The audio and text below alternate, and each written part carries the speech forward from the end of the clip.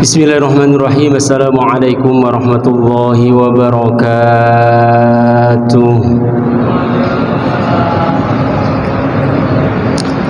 Innal hamdalillah nahmaduhu wa nasta'inuhu wa nastaghfiruh wa nastahdihi wa natubu ilaihi wa natawakkalu alaihi wa na'udzu bihi min syururi anfusina wa min sayyiati a'malina. Man yahdihillahu fala mudilla lah wa man yudlil fala hadiya lah. Asyhadu an la ilaha illallah wahdahu la syarika lah wa asyhadu anna Muhammadan abduhu wa rasuluhu la nabiyya ba'dah. Allahumma fasholli wa sallim wa barik ala hadzal nabiyil karim war rasulil azim sayyidina Muhammadin wa ala alihi wa ashabihi ajma'in, amma ba'd. Hazratil mukarramin, para alim ulama, para cerdik pandai, para ustadz dan ustadzah yang senantiasa kita nantikan arahan, fatwa dan nasihatnya, yang kami hormati segenap Dewan Kemakmuran Masjid Besar Al-Uswah, bapak-bapak, ibu-ibu, saudara-saudariku sekalian, jamaah sholat maghrib Masjid Besar Al-Uswah yang insya Allah diberkahi oleh Allah Subhanahu wa Ta'ala. Puji dan kesyukuran marilah sama-sama kita panjatkan kehadirat Allah Subhanahu wa Ta'ala. Di petang hari ini Allah Subhanahu wa Ta'ala menghunjamkan kenikmatan iman dan Islam kepada kita semua. Sebuah kenikmatan yang amat sangat mahal, karena kata Rasulullah Shallallahu Alaihi Wasallam, banyak di antara orang-orang yang pada pagi harinya itu mereka beriman, tetapi sore harinya berubah menjadi kafir. Yusbihu mu'minan wa yumsi kafiron, au yumsi mu'minan wa yusbihu kafiron. Tetapi Bapak Ibu yang dimuliakan oleh Allah Subhanahu wa Ta'ala, kenikmatan iman dan Islam yang kita kenyam pada kesempatan petang hari ini juga tidak ada garansinya akan Allah Subhanahu wa Ta'ala terus-menerus bersamakan dengan kita. Karenanya Rasulullah mengatakan, berapa banyak orang yang petang harinya mereka beriman, tetapi fajar harinya, pagi harinya mereka berubah menjadi kafir. Rasulullah kemudian mengingatkan kepada kita alasan kenapa terjadi bolak-balik hati seperti itu. Tadinya beriman kemudian kafir, tadinya sore harinya beriman, pagi harinya kafir, pagi harinya beriman, sore harinya kafir. Kata Rasulullah Shallallahu Alaihi Wasallam, alasannya adalah yabi'u dinahu bi'aradin minad dunya. Mereka menjual agama mereka itu dengan sedikit dari kenikmatan duniawi. Ini yang mengkhawatirkan, karenanya jalan yang harus ditempuh kata Rasulullah Shallallahu Alaihi Wasallam adalah badiru bil a'mali fitanan. Bersegeralah kalian itu menunaikan amal-amal soleh ketika waktunya disiapkan oleh Allah Subhanahu wa Ta'ala, sebelum fitnah itu datang. Ini yang diungkapkan oleh Rasulullah Shallallahu Alaihi Wasallam. Maka semoga kesyukuran kita atas nikmat Islam pada petang hari ini, dengan cara kita menunaikan ibadah sholat maghrib berjamaah, setelahnya kita zikir petang, setelahnya kita berdoa dan bermunajat kepada Allah Subhanahu wa Ta'ala, dan bahkan selanjutnya Allah menambahkan kenikmatan dengan kita dihamparkan sebuah taman di antara taman-taman surga karena kita mengingat Allah Subhanahu wa Ta'ala. Maka semoga kesyukuran ini akan berbuahkan husnul khotimah sebagaimana doa-doa kita, amin ya rabbal alamin. Salam dan salam semoga terlimpah curahkan kepada teladan kita Nabi Agung Muhammad Sallallahu Alaihi Wasallam, Rasul teladan, Rasul yang dijadikan oleh Allah Subhanahu Wa Taala sebagai uswatun hasanah bagi kita. Dan semoga hadirnya kita pada petang hari ini merupakan cara yang kita sengaja dari rumah kita masing-masing dengan niat ikhlas kita sedang menapak tilas meniti jalan percontohan yang disampaikan oleh Rasulullah Shallallahu Alaihi Wasallam, sehingga kita layak untuk menjadi umatnya, layak mendapatkan syafaatnya, layak pula untuk ditunggu oleh beliau di tepi Telaga Kautsar, mendapatkan jamuan dari beliau, dan bahkan insya Allah nantinya kita juga layak untuk menjadi tetangga beliau di surga Allah Subhanahu wa Ta'ala. Amin ya Rabbal Alamin. Bapak Ibu yang dimuliakan oleh Allah Subhanahu wa Ta'ala, masih dalam rangkaian bahasan terkait dengan kesatuan risalah seluruh rangkaian para nabi. Di pertemuan sebelumnya kita diingatkan oleh Allah Subhanahu wa Ta'ala terkait dengan makna wahyu. Inna auhayna ilaika kama auhayna ila Nuh wan nabiyyina min ba'dih wa auhayna ila Ibrahim wa Ismail wa Ishaq wa Yaqub wal asbat wa Isa wa Ayyub wa Yunus wa Harun wa Sulaiman wa atayna Dawud zabura. Setelah Allah Subhanahu wa Ta'ala mengingatkan kepada kita tentang kesatuan risalah para nabi dan rasul, kemudian Allah Subhanahu wa Ta'ala menyebutkan keutamaan nabi-nabi dan rasul-rasul yang disebutkan dalam konteks ayat ini.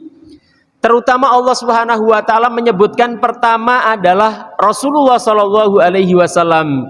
Inna auhayna ilaik. Ini menunjukkan tentang posisi Rasulullah sallallahu alaihi wasallam. Meskipun secara umum tentang risalahnya la nufarriqu baina ahadim mir rusuli, tidak ada bedanya antara nabi yang satu dengan nabi yang lain itu dalam hal misi risalah mereka. Tetapi keutamaan dari Rasulullah Shallallahu Alaihi Wasallam dengan menempatkan Rasulullah itu pada titik pertama bahasan tentang wahyu, itu sudah cukup menunjukkan kepada kita tentang betapa posisi beliau itu luar biasa.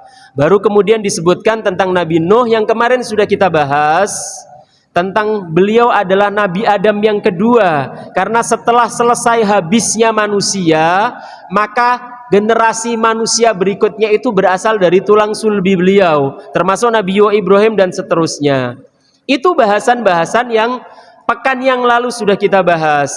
Maka pada kesempatan malam hari ini, insya Allah kita akan melanjutkan bahasan ini dengan bahasan yang dimulai oleh Allah Subhanahu wa Ta'ala dengan ungkapan wa rusulan qad qasasnahum 'alaika min qablu wa rusulan lam naqsushum 'alaik wa kallamallahu Musa taklima. Lihat Bapak Ibu yang dimuliakan oleh Allah Subhanahu wa Ta'ala, selanjutnya di ayat ini Allah Subhanahu wa Ta'ala mengingatkan kepada kita tentang ada di antara para nabi dan rasul yang kemarin sudah kita sebutkan ada 124.000 orang nabi dan hanya 313 orang rasul saja, sebagaimana hadis sahih yang kemudian kita dapatkan salah satunya dalam riwayat-riwayat yang disampaikan, yang hadis paling panjang itu dari sahabat Abu Dzar, yang Ibnu Katsir mengutip hadis itu dan kemudian menyampaikan informasi kepada kita bahwasanya jumlah nabi itu 124.000, sedangkan jumlah rasul itu hanya 313 orang. Dan yang namanya disebutkan secara eksplisit dalam kitab suci Al-Quran itu hanya 25 orang nabi saja, 25 orang rasul saja. Sekali lagi ini mengisahkan kepada kita, menunjukkan bahwasanya tidak semua nabi dan rasul itu mereka disebutkan namanya secara eksplisit, dan itu dinyatakan oleh Allah Subhanahu wa Ta'ala, dan para ulama tafsir kemudian mengungkapkan bahwasanya sengaja Allah Subhanahu wa Ta'ala tidak mengisahkan kisah nabi-nabi dan rasul sebagiannya kepada Rasulullah Shallallahu Alaihi Wasallam dan tentu saja kepada kita semua. Alasannya kata para ulama tafsir itu adalah karena umat-umat yang diutus kepada mereka para rasul itu kurang dikenal, khususnya oleh bangsa Arab di mana Rasulullah Shallallahu Alaihi Wasallam diutus. Maka di titik ini Bapak Ibu yang dimuliakan oleh Allah Subhanahu wa Ta'ala, kita bisa mengambil sebuah pelajaran.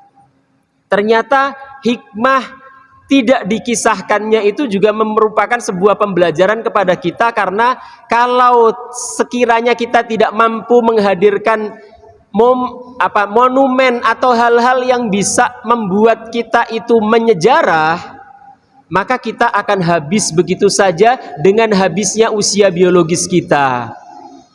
Kalau kita menjadi orang-orang yang hanya hidup untuk diri kita saja, tidak memberikan pengaruh bagi orang-orang di sekeliling kita, apalagi generasi sepeninggal kita, maka wassalam, hanya dengan berakhirnya ajal kita, maka kemudian tidak akan pernah lagi diingat oleh manusia sepeninggal kita. Dan inilah yang menyebabkan kalau dalam sholat yang baru saja kita tunaikan, manusia yang kita baca, manusia yang kita sebutkan, itu kan salah satunya adalah Rasulullah Shallallahu Alaihi Wasallam dan Nabi Ibrahim Alaihi Salam. Betul kan Pak? Betul kan Bu? Dan ini ternyata, ini nanti kita kaitkan dengan persoalan rekayasa masa depan. Ini kaitannya dengan apakah usia efektif kita itu akan berlanjut atau cukup selesai dengan habisnya usia biologis kita. Dan itu sekali lagi terkait dengan mampukah kita merekayasa agar sepeninggal kita, setelah kita meninggal dunia, masih akan ada orang-orang yang menyebutkan nama-nama kita, menyebutkan kebaikan-kebaikan kita, artinya mereka tetap mendoakan kita meskipun kita sudah tidak ada. Dan itu yang dilakukan oleh Nabi Ibrahim alaihissalam. Lihatlah di surat Asy-Syu'ara, surat yang ke-26 ayat yang ke-83 dan seterusnya. Di antara rekayasa masa depannya Nabi Ibrahim alaihissalam itu adalah beliau mengatakan, waj'al li lisana sidqin fil akhirin. Wahai Allah, jadikan aku buah tutur. Lisana sidqin bahasanya, buah tutur, nama yang terus-menerus disebutkan oleh generasi sepeninggalku. Itu rekayasa masa depannya Nabi Ibrahim alaihissalam.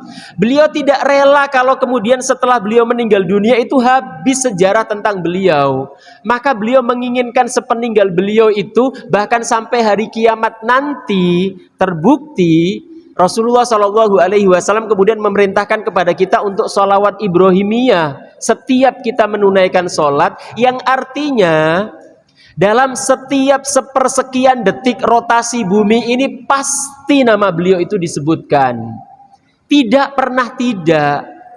Dan itu dikaitkan dengan apakah kemudian kita punya jasa. Apakah hidup kita itu membawa sentuhan-sentuhan yang membuat orang-orang di sekeliling kita itu merasakan keberadaan kita atau tidak? Nah, itu pembelajarannya.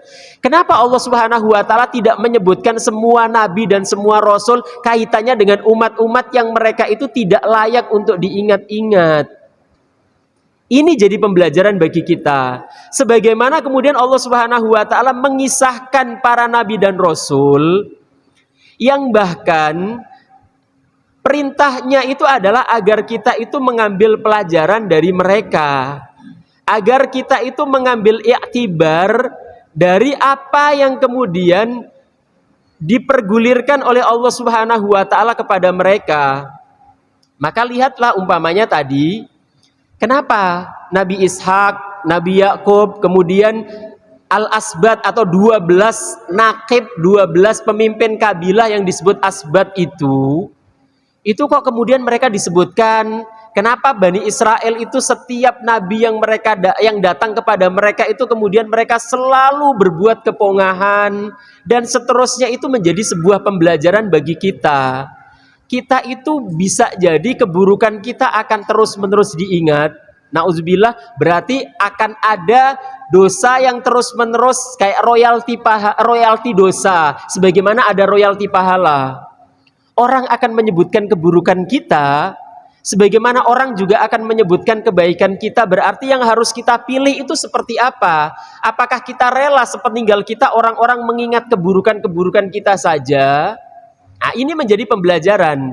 Dan ini kata Allah Subhanahu wa taala, fungsinya adalah, kalau untuk Rasulullah Shallallahu Alaihi Wasallam fungsinya itu untuk tasbitul fuad, untuk mengokohkan hati Rasulullah Shallallahu Alaihi Wasallam, karena kita tahu Sepanjang risalah beliau, apalagi 13 tahun ketika beliau ada di Mekah, itu isinya adalah intimidasi, isinya itu adalah pengangkangan terhadap risalah beliau, bahkan itu dilakukan oleh orang-orang terdekat beliau.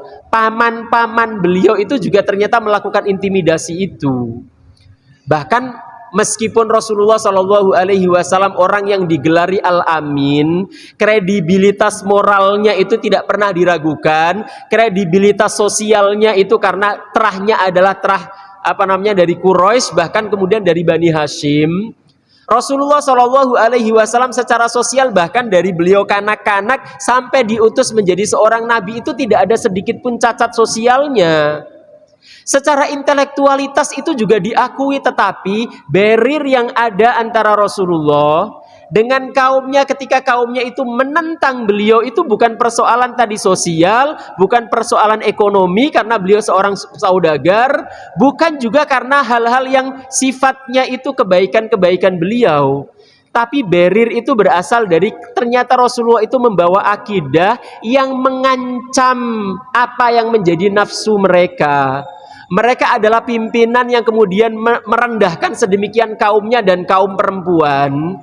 Ketika Islam itu datang membawa atau menyetarakan antara majikan dengan budaknya, kecuali ketakwaan mereka, menyamakan antara seorang laki-laki dan perempuan dari sisi ibadah mereka, amal soleh mereka di hadapan Allah Subhanahu wa Ta'ala, itu tentu saja akan membahayakan bagi kepentingan dan nafsu mereka. Maka mereka tidak merelakan itu. Maka fungsi dari Allah mengisahkan rasul-rasul itu karena ternyata kata Allah Subhanahu wa Ta'ala di surat Hud, surat yang ke-11, di ayat yang ke-120, itu kata Allah Subhanahu wa Ta'ala, wa kullan naqussu 'alaika min amba'ir rusul ma nusabbitu bihi fuadak. Lihat, fungsinya itu adalah agar cerita-cerita tentang nabi-nabi itu, kisah-kisah para nabi itu fungsinya meneguhkan hatinya Rasulullah Shallallahu Alaihi Wasallam. Ternyata Nabi Musa yang keutamaannya juga luar biasa, ternyata diintimidasi juga oleh kaumnya. Ternyata Nabi Ibrahim alaihissalam sebagai Abul Anbiya itu juga ternyata diintimidasi juga oleh penguasa yang ada pada zaman beliau. Nabi Lot dengan segenap kesolehannya ternyata juga diintimidasi oleh kaumnya, bahkan oleh orang terdekatnya sendiri, istrinya. Ini menjadi sebuah pembelajaran, ternyata semua kisah itu fungsinya kata Allah Subhanahu wa Ta'ala, nusabbitu bihi fuadak, kami teguhkan hatimu wahai Muhammad. Nah, ini menjadi pembelajaran bagi kita semua dalam kehidupan kita ketika kita umpamanya menempuh atau meniti jalan kesolehan, berangkat ke masjid ketika mendengar azan, atau kemudian kita mendapatkan ilmu dari ayat-ayat Allah Subhanahu wa Ta'ala, kemudian kita coba mengidentikan itu. Kan kadang, mohon maaf, orang-orang yang tidak mampu untuk melawan nafsunya kemudian mengikuti kesolehan, meniti jalan kesolehan itu kan akan mengintimidasi kita.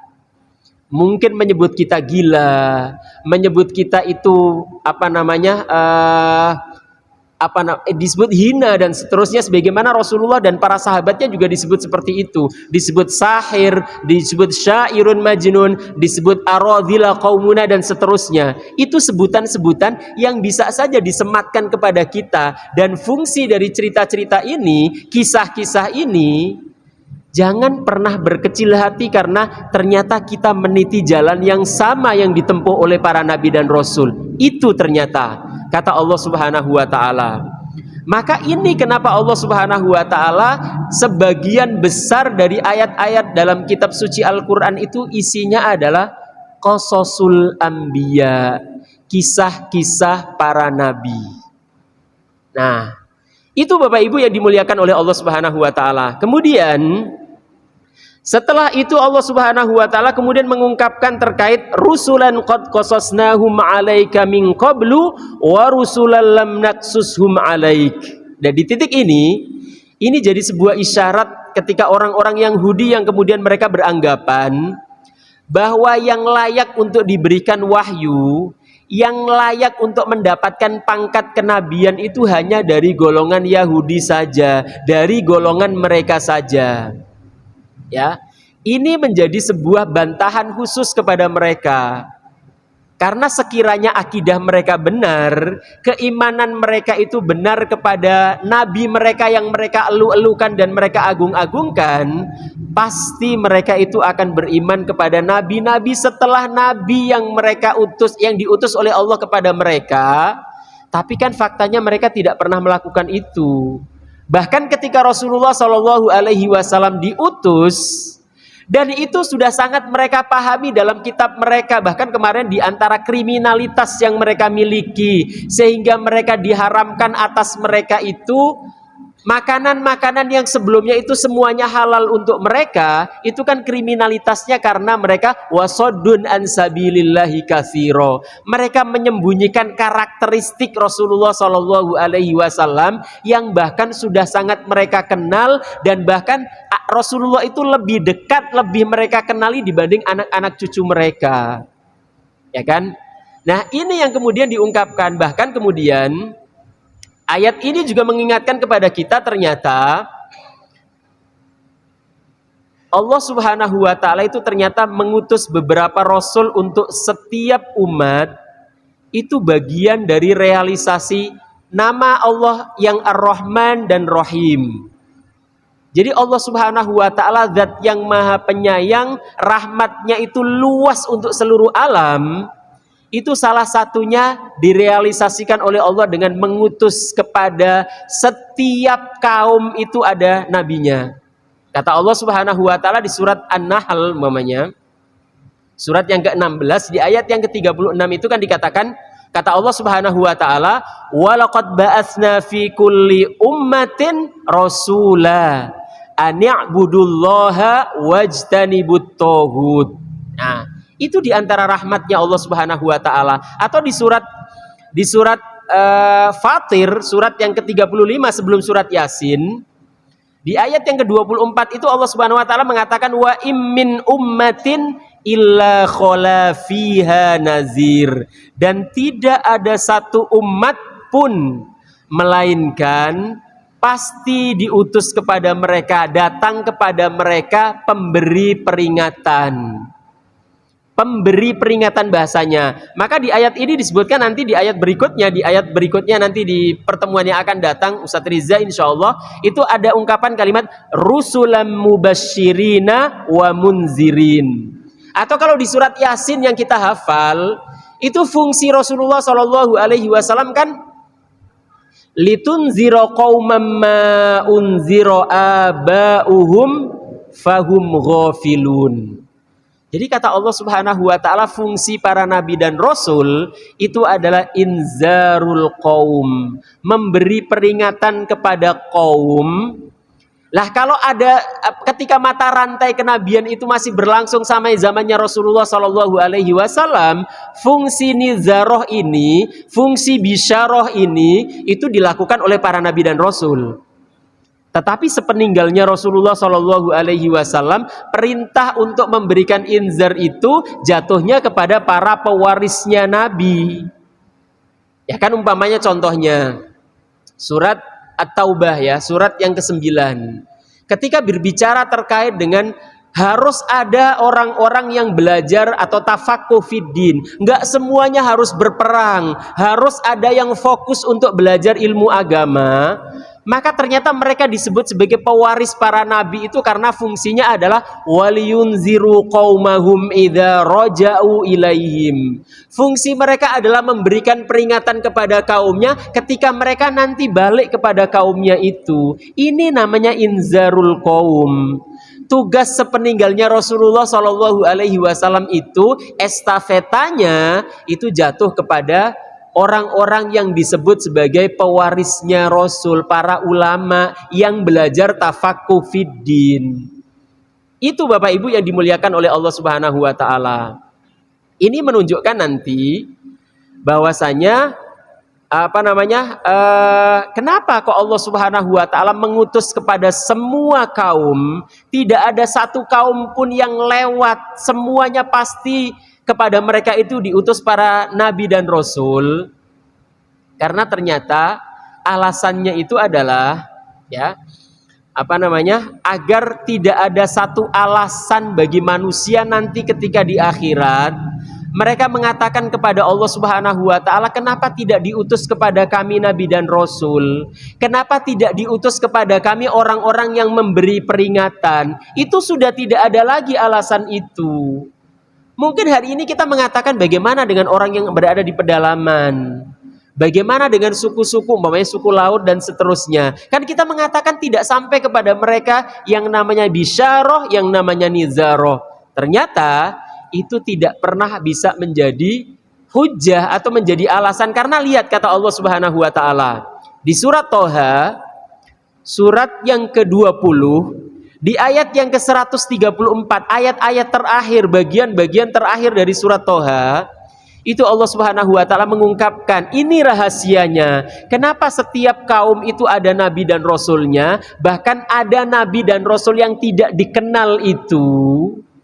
Bahkan sepeninggalnya Rasulullah Shallallahu Alaihi Wasallam itu kan ada, umpamanya kalau ke Indonesia sampai ada Wali Songo, kalau di pedalaman itu ada orang-orang yang mendakwahkan kepada mereka, meskipun mungkin nama mereka tidak dikenal sampai jauh. Kalau Wali Songo kan dikenal sampai hari ini kan gitu. Tapi kan berapa banyak para pewarisnya Nabi itu tidak dikenal. Tetapi lihat kata Allah Subhanahu wa taala kalimatnya, walau anna ahlaknahum bi'adzabim min qabli laqalu rabbana laula arsalta ilaina rasula fanattabi'a ayatika min qabli an nadhilla wa nakhza. Itu ungkapan mereka di hadapan Allah Subhanahu wa taala. Kata Allah begini, kalau sekiranya mereka, walau anna ahlaknahum bi'adzab, kalau sekiranya mereka itu kami binasakan dengan satu siksaan, kita nggak tahu bentuk siksaannya. Bisa jadi kalau yang terbaru kayak di Jepang ya, sampai berapa 7 skala Richter ya kan, meskipun korbannya cuman nggak nyampe ratusan ternyata. Padahal di Turki 7,8 atau di Haiti 7,4 korbannya sampai ratusan ribu, 50 ribu, bahkan ada yang sampai 100 ribu gitu. Ini sampai hanya nggak belajar terkait dengan masalah bagaimana darurat gempa di mereka, tidak. Tapi yang ingin saya sampaikan adalah, yang ingin kami sampaikan, ketika Allah Subhanahu wa taala mengungkapkan kepada kita, kalau sekiranya sebuah kaum itu dibinasakan dengan sebuah siksaan, ya kan? Sebelum Al-Quran diturunkan, kalau setelah Al-Quran diturunkan itu sudah nggak ada alasan lagi, karena Nabi terakhir adalah Rasulullah dan Islam itu rahmatan lil alamin. Rasulullah mengatakan tidak ada satu jengkal wilayah teritorial yang siang dan malam itu sampai ke sana, kecuali Islam itu pasti akan sampai di sana. Kalau jengkal malam dan siang itu sampai ke sana, kan semua negeri pasti sampai. Itu artinya kata Rasulullah Shallallahu Alaihi Wasallam, nggak ada lagi alasan untuk mengatakan nggak sampai kepada kami risalahmu wahai Allah. Nggak mungkin alasan itu. Apalagi dunia digital yang hari ini kita bisa mendapatkan semua hal itu dengan cukup klik. Cukup kita tahu Islam itu dengan sekali klik saja umpamanya. Kan nggak ada alasan lagi. Maka kalimat ini diungkapkan oleh Allah Subhanahu wa taala sebelum Al-Qur'an diturunkan. Kalau sekiranya satu negeri atau satu kaum itu dihancurkan oleh Allah karena satu siksaan tertentu yang diturunkan kepada mereka sebelum Al-Qur'an tiba, maka kata Allah Subhanahu wa taala, laqalu rabbana laula arsalta ilaina rasula. Mereka pasti akan mengatakan, wahai Tuhan kami, mengapa engkau tidak mengutus seorang nabi kepada kami, sehingga kami bisa mengikuti ayat-ayatmu, sebelum engkau menjadikan kami hina dan rendah seperti ini. Karena mereka tidak beriman, kemudian mereka diazab oleh Allah Subhanahu wa taala. Mereka akan mengatakan itu. Tapi lihatlah, kata Allah Subhanahu wa taala kan nggak terbukti. Artinya setiap kaum itu pasti ada nabinya. Bahkan dalam Yasin itu dikatakan kalimatnya kan yang fa'azzazna bitsalis. Sudah ada 2 orang nabi dan rasul pun itu diintimidasi sedemikian rupa, maka diutus yang ketiga. Ya kan ayatnya gimana? Yang fa'azzazna bi tsalitsin faqalu inna ilaikum. Gimana? Gimana ayatnya yang hafiz Quran? Oh.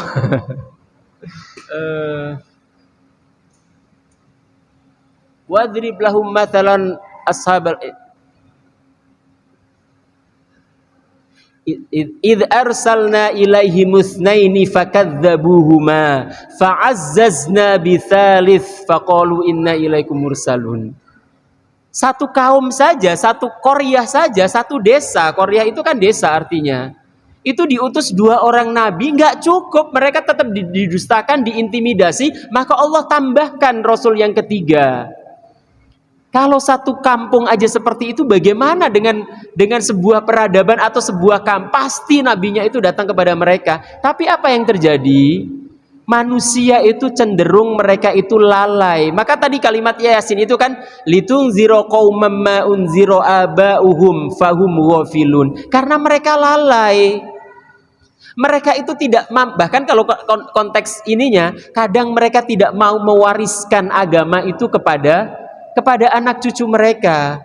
Kadang kan kita ini merasa, mohon maaf nih, kita yang bahagia dengan keimanan dan keislaman kita bangga dengan keimanan dan keislaman kita, maka coba bertanya kepada diri kita masing-masing, bagaimana kita mewariskan iman dan Islam yang kita banggakan itu kepada anak-anak biologis kita, anak cucu kita? Apakah mereka kita gamit, kita gendong sama-sama datang ke masjid setiap mendengar azan, setiap ba'da sholat maghrib itu kemudian kita wajibkan semuanya mengaji dan seterusnya sebagai bentuk pewarisan iman itu? Kan ini menjadi pertanyaan besar.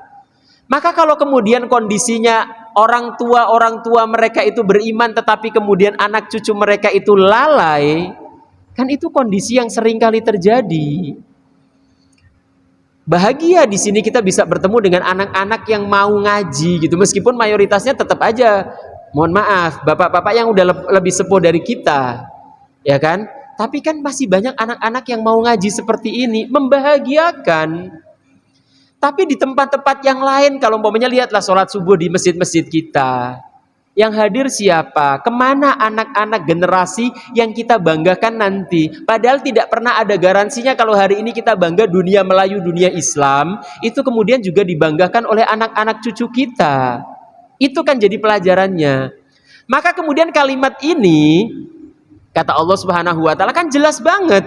Hikmah diutusnya para rasul itu adalah untuk membatalkan hujah mereka, untuk membatalkan alasan orang-orang kafir nanti pada hari kiamat ketika mereka mengatakan, kenapa engkau tidak mengutus kepada kami para nabi dan rasul, atau para dai-dai itu kenapa tidak sampai kepada kami? Tapi itu dibatalkan sedemikian rupa oleh Allah Subhanahu wa taala. Maka Allah umpamanya di surat Al-An'am kan mengatakan, qul falillahil hujjatul balighah falau syaa'a lahadakum ajma'in. Itu semua kata Allah Subhanahu wa taala, Allah memerintahkan kepada Rasulullah, qul, katakan wahai Muhammad, hujjah atau alasan yang paling kuat itu milik Allah Subhanahu wa taala. Mereka akan mengatakan tidak datang kepada kami Rasul, itu bohong belaka. Maka Allah Subhanahu wa taala mengatakan falau syaa'a lahadakum ajmain. Kalau sekiranya Allah menghendaki, maka semua kalian wahai manusia itu pasti mendapatkan hidayah. Tapi kan tidak semuanya dapat hidayah, karena itu kaitannya dengan mujahadah kita untuk mendapatkan hidayah. Berapa banyak orang, kan semua manusia itu kan lahir dalam kondisi fitrah. Nanti orang tuanya atau pilihan-pilihan yang sudah diperlihatkan bagaimana kita bisa mengambil hidayah atau kemudian kita mengambil jalan sesat itu, kan semuanya ditunjukkan secara nyata. Nabiullah Ibrahim alaihi salam kan lihat kisah kolosalnya dalam proses pencarian Tuhan. Lihat bintang gemintang, lihat bulan, lihat matahari, semuanya juga selesai.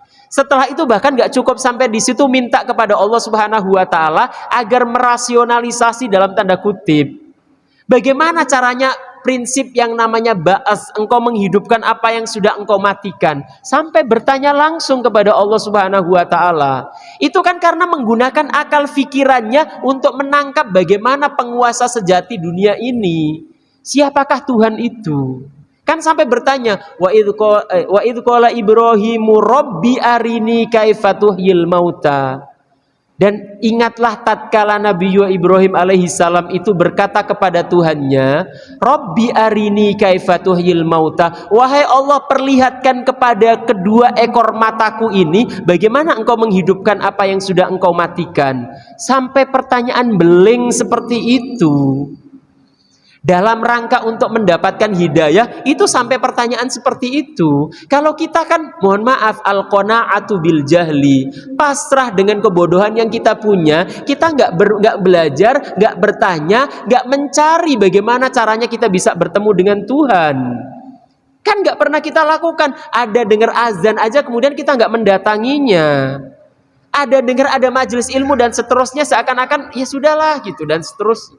Itu kan kita. Kalau Nabi Ibrahim kan gitu, sampai pada titik kaifa tuhyil mauta, bagaimana caranya engkau menghidupkan apa yang sudah engkau matikan. Bahkan Allah kemudian mempertanyakan dengan mengatakan qala awalam tu'min. Allah berfirman, apakah engkau tidak beriman wahai Ibrahim? Kan pertanyaannya itu Allah. Allah tidak marah tetapi kemudian mengingatkan apakah engkau tidak beriman. Tapi lihat jawabannya Nabi Ibrahim alaihissalam. Qala bala walakin liyatma'inna qalbi. Iya wahai Allah, yakin seyakin-yakinnya aku beriman, aku mengimani tentang prinsip engkau itu mampu menghidupkan apa yang sudah engkau matikan. Tetapi agar hatiku ini tentram, agar hatiku ini nggak bisa goyah lagi keimanannya, apapun yang engkau gulirkan dalam hidupku itu aku akan menerimanya karena aku yakin seyakin-yakinnya hatiku itu sudah tentram dengan keimanan kepadamu. Bahasa Nabi Ibrahim seperti itu. Maka setelah itu kan diuji dengan nyembelih anaknya, beliau dilempar ke dalam apinya Raja Namrud, kemudian qaddama nafsahu liniron itu dilempar ke apinya Namrud. Kemudian qaddama malahu lidzifan. Ketika datang utusan-utusan Allah untuk menghukum kaumnya Nabi Lut, karena Nabi Ibrahim sama Nabi Lut sezaman, karena LGBT yang dilakukan oleh kaum Sodom, kaumnya Nabi Lut itu kan dihukum oleh Allah dengan dibalikkan buminya. Dan ketika sebelum datang ke kaum Sodom itu, para malaikat itu kan mampir di rumahnya Nabi Ibrahim dulu. Nabi Ibrahim itu punya harta itu hanya seekor anak sapi, yang kemudian karena perintah untuk menjamu para tetamu itu satu-satunya harta itu kemudian disembelih, kemudian dimasak paling nikmat, kemudian dihidangkan kepada para tetamunya itu. Dan beliau terkaget-kaget dan takut karena tidak ada satu orang pun di antara tetamunya itu yang menyentuh makanan itu. Malaikat kan nggak makan nggak sama dengan kita.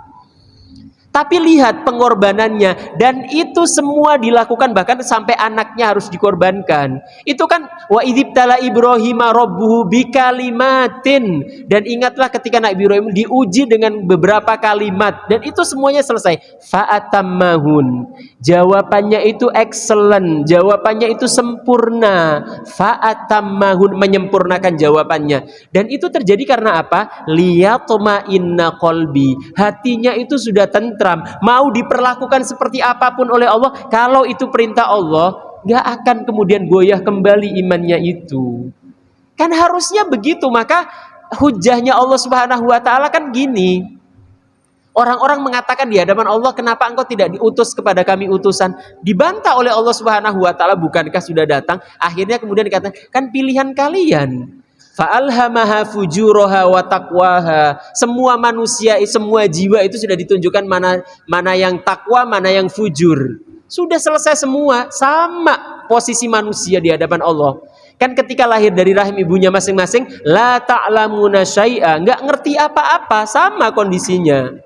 Kemudian diturunkan wa ja'ala lakumus sam'a, pendengarannya dulu berfungsi, penglihatannya baru kemudian hati nuraninya. Fungsinya agar kita itu bisa mengenali Allah Subhanahu wa taala, kan gitu. Maka di titik ini Bapak Ibu yang dimuliakan oleh Allah Subhanahu wa taala, Allah itu maha kuasa.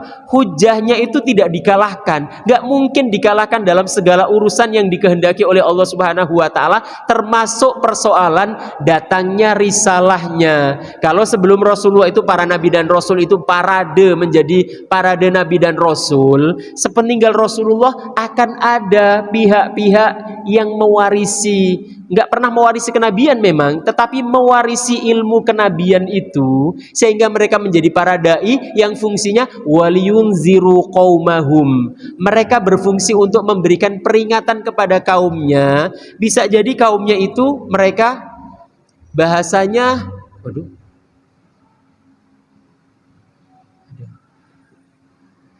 kaum itu mereka lalai setelah diberikan peringatan, kemudian mereka semakin menjauh dari Nabi dan Rasul atau para dai yang diutus itu, sehingga mereka lupa kalau mereka itu diutus kepada mereka para Nabi dan Rasul atau risalah itu sampai kepada mereka. Ini yang disampaikan oleh Allah Subhanahu wa taala terkait dengan kalimat warusulan qad qasasnahum 'alaika min qablu warusulan lam naksushum 'alaik. Kemudian kalimat terakhirnya wa kallamallahu Musa taklima. Ini menunjukkan tentang keutamaannya Nabi Musa yang langsung diajak bicara oleh Allah Subhanahu wa taala.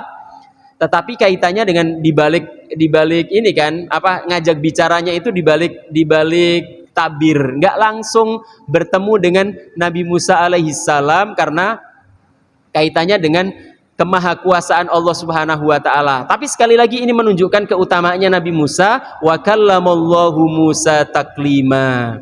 Dengan bahasan ayat ini maka usailah ayat yang ke-164 dan insya Allah di pertemuan berikutnya nanti Ustadz Riza akan melanjutkan di 165 dan seterusnya.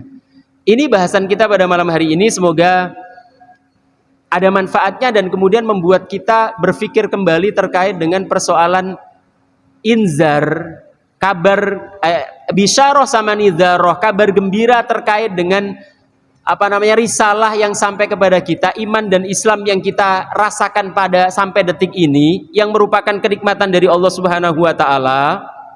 Dan kemudian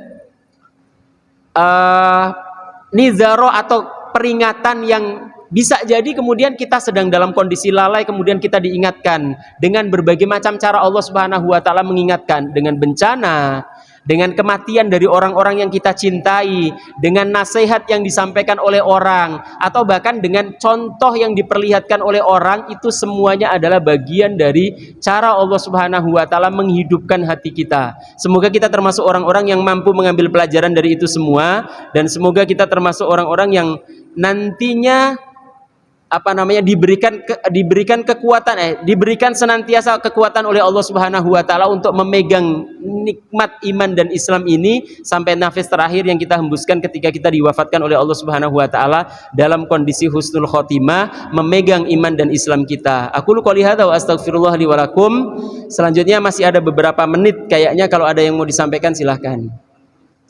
Silakan Pak Haji.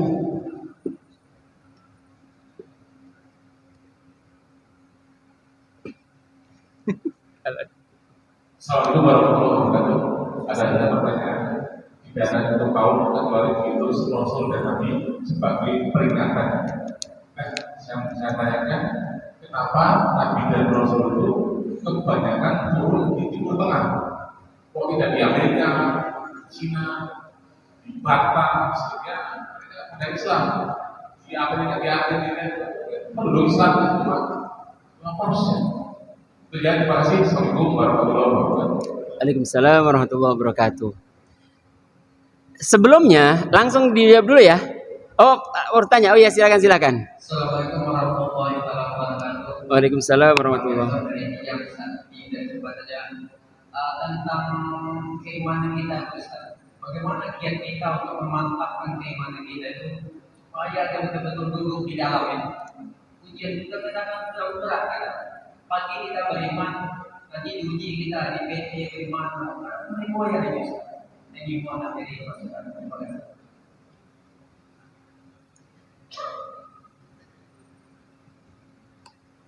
Cukup ya? Baik. Bismillahirrahmanirrahim. Pertanyaan yang pertama itu adalah kenapa kok di Arab saja? Kenapa nggak di Argentina? Kenapa nggak di belahan bumi yang lain? Lihat, Bapak Ibu yang dimuliakan oleh Allah Subhanahu wa taala, dan penanya, siapa tadi? Itu ketika Allah Subhanahu wa taala menggunakan simbolnya itu dengan kalimat warusulan qad qasasnahum 'alaika min qablu warusulan lam naqsushum 'alaik. Itu menunjukkan bahwasanya tidak semua nabi dan rasul yang diutus oleh Allah Subhanahu wa taala itu diceritakan kepada Rasulullah Shallallahu alaihi wasallam atau sampai berita tentang mereka, tentang bagaimana dakwah mereka, tentang bagaimana perlakuan kaum mereka, itu tidak semuanya diceritakan. Artinya ketika Allah kemudian mengungkapkan walaqad ba'atsna fi kulli ummatin, setiap umat, itu menunjukkan bahwasanya risalah itu tidak pernah dibatasi hanya pada orang-orang tertentu atau pada kaum tertentu saja. Ya kan? Kalau kemudian zaman-zaman yang sekarang ini pasca Rasulullah Shallallahu alaihi wasallam kan sudah tidak ada nabi dan rasul lagi, tetapi para pewarisnya itu kan datang ke semua pihak. Lihat Rasulullah Shallallahu alaihi wasallam, beliau itu yang namanya korespondensi, bagaimana surat-suratnya Rasulullah kepada Mukaukis, kepada Kisra, kepada itu dilakukan oleh Rasulullah Shallallahu alaihi wasallam ketika beliau masih hidup. Sepeninggal beliau, Abu Bakar, Umar, Utsman, Ali dan seterusnya kan melakukan hal yang sama. Sepeninggal beliau lagi, generasi-generasi berikutnya kan risalah itu tidak pernah berhenti, bahkan ekspedisi mengirimkan utusan-utusan ke seluruh manca itu kan tetap dilakukan oleh mereka. Tapi yang menjadi persoalan adalah bagaimana respon dari masing-masing kaum terhadap risalah itu. Kan itu yang menjadi persoalan. Sama dengan hari ini, kita kan nggak bisa juga mengatakan bahwasanya di pedalaman Papua, di pedalaman apa, ternyata sampai kok ke sana. Mungkin informasi itu aja nggak sampai kepada kita. Bahkan saya mohon maaf, dulu pernah ditantang oleh paman-paman saya, tokoh-tokoh, kebetulan mereka tokoh-tokoh lah gitu. Ditantangnya gini, kalau setelah kamu lulus jadi LC, kemudian kamu pulang ke kampung halaman kita, paman sedikit pun tidak pernah bangga kepada kamu. Tapi yang paman banggakan itu adalah ketika kamu bisa datang ke sebuah tempat yang kamu kemudian bisa merubah kandang babi itu jadi musola, itu baru kemudian paman bisa bangga. Saya mengambil inspirasi dari itu adalah ternyata pewarisan risalah atau estafeta risalah kemudian sampai ke seluruh manca itu adalah sebuah kayak semacam fitrah bagi orang-orang yang memiliki itu. Maka nggak pernah mereka harusnya berhenti di satu titik. Mereka pasti akan, ya kan lihatlah pesantren-pesantren yang mereka mengirimkan santri-santrinya sampai ke pelosok, bahkan sampai terkecil-kecil sepencil-pencilnya itu ternyata nggak pernah berhenti. Sampai ke Amerika, sampai kemana kan banyak juga. Saya punya pengalaman hampir hidup sampai ke New York, tapi karena takdir nggak membawa ke itu, karena bapak saya nggak setuju, visa saya nggak keluar, ya nggak bisa sampai ke sana kan gitu. Tapi pembelajarannya adalah insya Allah ketika informasi dari Allah Subhanahu wa taala itu kalimatnya adalah setiap umat itu, ya kan, walaqad ba'atsna fi kulli ummatin rasula, atau wa immin kalimatnya itu adalah illa khala fiha nadhir, wa immin ummatin illa khala fiha nazir. Itu menunjukkan pasti ada utusan ke sana. Persoalannya adalah responnya kemudian tidak diceritakan kembali karena memang enggak bahasanya itu mungkin kurang bergengsi lah gitu bahasanya. Sudah kurang populer atau kemudian sudah diwakili oleh kisah-kisah yang lain. Wallahu alam bisawab. Dan yang terakhir, udah dikit lagi masuk Isya atau bahkan sudah masuk Islam. Ini masuk Isya. Ini kaitannya dengan persoalan bagaimana menumbuh kembangkan keimanan kita, kemudian menjaga agar konstan, agar dia itu tetap bahkan kemudian istiqomah tumbuh kembang keimanan kita. Itu kalau kemudian yang Bapak bicarakan tadi tentang yusbihu rajulu mu'minan wa yumsi kafiron, paginya beriman sorenya kafir, au yumsi mu'minan wa yusbihu kafiron, itu dikaitkan oleh Rasulullah Shallallahu alaihi wasallam terkait dengan persoalan nggak boleh kita menunda-nunda ketika momentum kebaikan itu tiba kemudian kita mengatakan nanti, besok, karena Rasulullah menggunakan kalimat badiru bil a'mali fitanan. Karena Allah Subhanahu wa taala menyiapkan format setelah selesai maghrib nanti akan ada Isya. Lah pertengahan antara maghrib dan Isya itu kan kita harus mengisinya dengan amal soleh, meskipun mungkin secara manusiawi kita mengatakan itu adalah amal duniawi, tapi ketika niatnya itu kita hiaskan dengan niat ini bagian dari ibadah karena kita seorang hamba sekaligus khalifah, maka itu juga bagian dari al-a'mal, badiru bil a'mal tadi. Nanti setelah Isya ada lagi amalan-amalan sebelum tidur, mungkin kita baca wirid apa yang diajarkan oleh Rasulullah, wuzu dulu. Kemudian kita bangun tengah malam. Kalaupun nggak bangun di awalnya kita sudah niat dulu. Kalau kayak kata Said Sabiq dalam fikih sunnah umpamanya, etika ketika kita pengen sholat tahajud itu, sebelum kita tidur itu sudah afirmasi dulu sama Allah, wahai Allah, Engkau zat yang maha kuasa ini segala, nanti di jam sekian saya pengen bangun, mohon dibangunkan. Kalau ternyata karena kecapean kita nggak bangun, kan akhirnya kita dianggap tidur kita sepanjang malam itu dianggap sholat tahajud, kan gitu. Ini kaitannya dengan persoalan bagaimana menghiasi sepanjang momentum waktu yang kita miliki itu sebagai badiru bil a'mal tadi, bersegera itu. Ini kira-kira yang mungkin bisa kita ini kan, karena kalau bahasa Rasulullah kan al imanu yazidu wa yanqus kan gitu. Iman itu bertambah dan berkurang. Yazidu bit ta'ah, ya kan, bertambah itu ketika kita mengisinya dengan ketaatan. Wa yanqusu bil maksiyah, berkurang, iman kita itu berkurang terdegradasi ketika kita bermaksiat kepada Allah Subhanahu wa taala. Bagaimana agar format terbaik itu tetap tiba? Kita berada pada titik naik menanjaknya keimanan kita ya kalau kita mengisinya dengan amal soleh. Maka bahasa Rasulullah badiru bil a'mal, bersegeralah gitu. Itu kata Rasulullah SAW. Wallahu a'lam bishawab. Demikian, sekali lagi kurang dan lebihnya mohon maaf. Kalau ada salah-salah kata atau yang kurang berkenan di hati Bapak Ibu sekalian, mohon dibukakan pintu maaf yang selebar-lebarnya. 3 pekan berturut-turut kita ketemu, semoga nggak membuat tambahan dosa bagi saya. Semoga ini bagian dari amal soleh buat kita semua. Aku qouli hadza wa astaghfirullahal lakum. Kalau ada salah-salah kata atau hal-hal yang kurang berkenan di hati Bapak Ibu sekalian, mohon dibukakan pintu maaf yang selebar-lebarnya. Kita tutup majelis kita dengan baca hamdalah dan doa kafaratul majelis. Alhamdulillahirabbil alamin. Subhanakallahumma wa bihamdika asyhadu an la ilaha illa anta astaghfiruka wa atubu ilaik. Wal afu minkum. Wassalamualaikum warahmatullahi wabarakatuh.